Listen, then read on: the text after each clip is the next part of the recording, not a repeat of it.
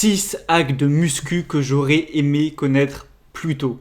Tu dois le savoir, ça fait plus de 5 ans que je fais de la musculation vraiment hyper régulièrement et sur le chemin, j'ai réalisé que j'avais fait des erreurs, j'ai réalisé qu'il y avait des moyens plus simples d'atteindre certains résultats pour la diète, pour l'entraînement, même pour le sommeil et j'aurais bien aimé forcément savoir tout ça dès le début. Ma transformation, elle se serait fait plus facilement, plus rapidement. Peut-être qu'aujourd'hui, j'aurais déjà mon corps parfait, alors que pour l'instant, j'en suis pas encore, même si j'en suis pas non plus hyper éloigné. Donc, qu'est-ce que j'appelle un hack? C'est pas un truc révolutionnaire qui va te permettre de doubler tes résultats, machin truc comme on peut voir sur certaines vidéos, double tes pecs, double tes biceps. Non, ça c'est des conneries. C'est juste des petits trucs qui vont te rendre un peu plus facile la diète, un peu plus facile l'entraînement ou une petite erreur à éviter. Voilà, c'est des petits trucs, mais quand tu les cumules, ça aide quand même pas mal. Et du coup, je t'en ai préparé 6 dans cette vidéo.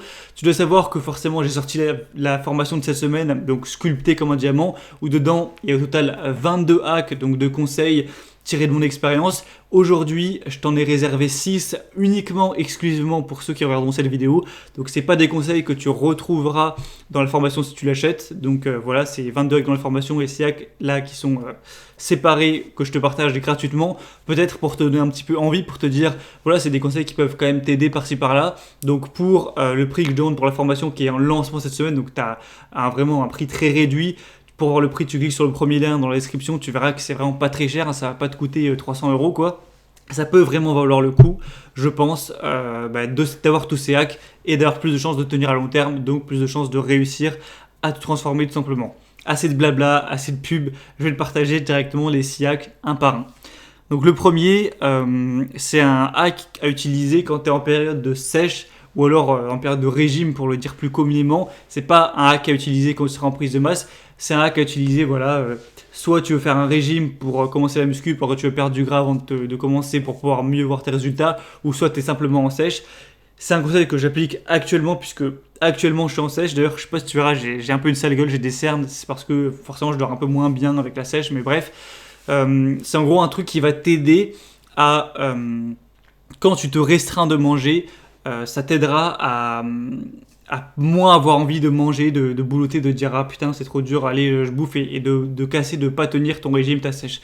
Ce conseil il est tout grand, c'est juste dès que tu prends ton dernier repas de la journée, tu vas tout de suite te brosser les dents. C'est-à-dire que imagine, tu prends tes 4 repas et tu prends le dernier repas, c'est le dîner à 20h imaginons. Si tu prends ton repas à 20h, tu te brosses pas les dents comme normal, et à 21h, 22h, tu es devant la télé ou je sais pas quoi, où tu regardes Netflix, tu t'es pas encore brossé les dents, tu peux encore aller chercher un beignet, aller chercher de la bouffe, aller chercher je sais pas quoi, commander de la bouffe et la bouffer. C'est encore possible. Mais une fois que tu t'es brossé les dents, c'est un peu con. Parce que personnellement, moi ça me fait chier de me brosser les dents, c'est un effort. Donc si jamais, malgré que tu t'es brossé les dents, tu rebouffes derrière, ça veut dire que tu vas redevoir faire l'effort, donc ça peut te dissuader, et quand tu as la sensation en bouche de brossage de dents, t'as pas envie d'aller la gâcher en allant bouffer. En tout cas pour moi ça marche très bien, donc je te conseille d'essayer. Quand tu es en sèche, dès que tu as fait ton dernier repas, donc en gros dès que tu arrives au moment où c'est bon, tu ne dois plus rien bouffer de la journée jusqu'au lendemain, tu pars te brosser les dents, ça t'aidera à tenir.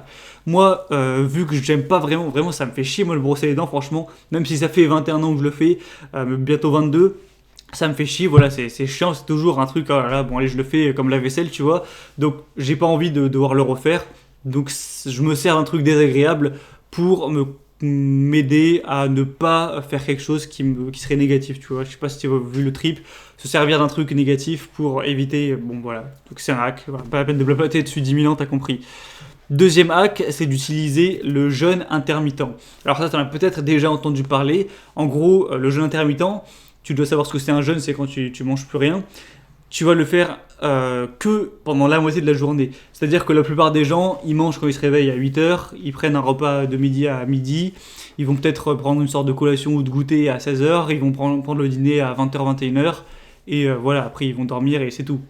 Le jeûne intermittent, c'est qu'en gros, tu vas manger tous tes repas sur un laps de temps de 8 heures au lieu de 12 heures ou voire plus. Par exemple, tu vas prendre ton premier repas, donc je sais pas moi, à 8 heures le matin normal. Ensuite, tu vas prendre un autre repas, peut-être à, je sais pas, à 10 heures. Ensuite, un à midi, un à 14 heures, imaginons, ou à 16 heures, et t'arrêtes. Et ça veut dire que voilà, soit tu sautes le repas du matin, soit tu sautes le repas du soir. Soit tu manges par exemple de 8h à 16h, ou soit tu manges par exemple de midi à 8h. Et en fait, le fait de faire ça, ça fait que pendant la période où tu es en train de prendre tes repas, vu que tu les manges assez rapprochés, eh bien, tu as moins faim, tu as moins la sensation de faim quand tu dois perdre du gras, tout ça.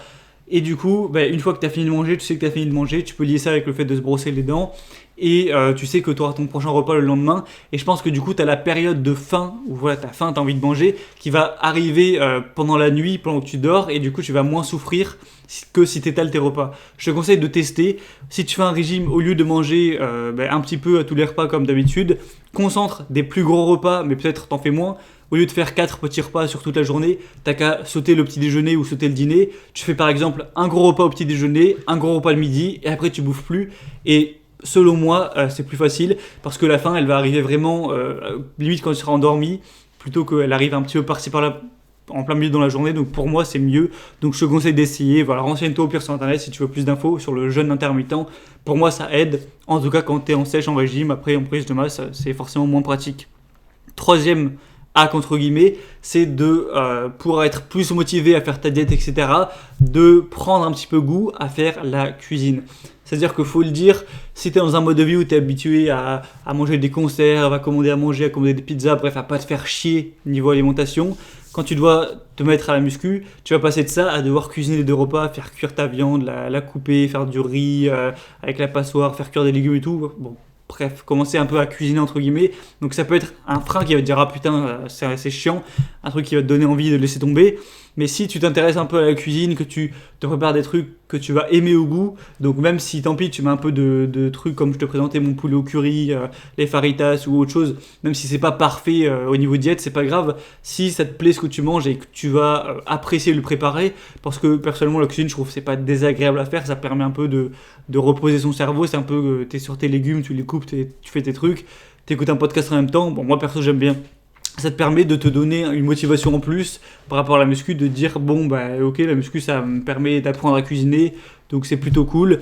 Et moi de base je suis pas du tout quelqu'un qui aime cuisiner, hein, je savais à peine faire à manger, hein, j'ai commencé à apprendre à faire à manger, j'avais 13-14 ans, mais le fait de mettre à la muscu ça m'a du coup forcé à cuisiner, même si on peut pas dire que c'est de la grande cuisine, donc ça m'y a donné, je me suis mis à faire des petites recettes par-ci par-là, pas très compliquées, mais voilà, qui peuvent prendre 30-40 minutes le soir, et aujourd'hui j'apprécie ça, donc n'hésite pas à t'intéresser un peu à la cuisine, évidemment avec des plats muscu, c'est le but. Peut-être que ça te donnera moins de contraintes de devoir faire tes repas à chaque fois, et du coup moins de contraintes pour ton objectif final. 4e hack, que tout le monde ne pourra pas l'utiliser, mais si tu peux, tant mieux, fais-le, c'est d'avoir, entre guillemets, un rival.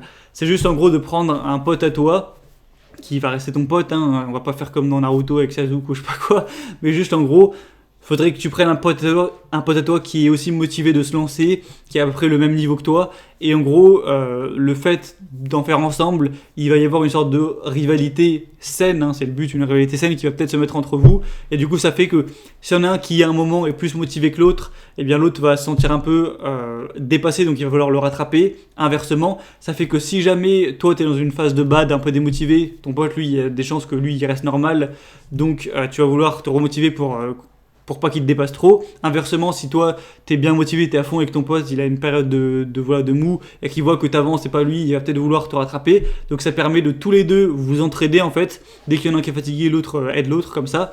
Donc si jamais t'as un pote, déjà c'est mieux pour la muscu, c'est plus motivant, t'es pas tout seul, mais en plus ça peut te permettre d'avoir ce côté un peu rivalité, avancer ensemble, et je pense que ça peut toujours aider, surtout quand tu commences. 5e hack du coup, c'est forcément de se trouver un exemple de physique qui te fait rêver, en fait, une sorte d'idole en termes de musculation, où voilà, le physique, tu vas te dire je veux atteindre celui-là, mais attention, je te conseille d'en prendre un atteignable, parce qu'au début si tu commences la musculation tu vas peut-être traîner sur Instagram, voir des Jeff Sade, des mecs hyper baraques, il y en a plein vraiment avec des corps, on sait que c'est pas atteignable naturellement, voilà, c'est trop, donc c'est cool, ça va peut-être te motiver, mais malheureusement au fil des années tu vas te rendre compte que tu pourras pas atteindre ces physiques là et c'est con. Donc je te conseille de dès le début essayer de partir avec un objectif atteignable. T'as des mecs qui vont avoir des beaux physiques qui restent naturels, qui vont pas être excessivement musclés, et au moins ça te permettra d'avoir un objectif qui te fait rêver, qui te donne envie, qui t'inspire, mais que tu vas vraiment pouvoir un jour atteindre. Donc c'est ça qui va te motiver.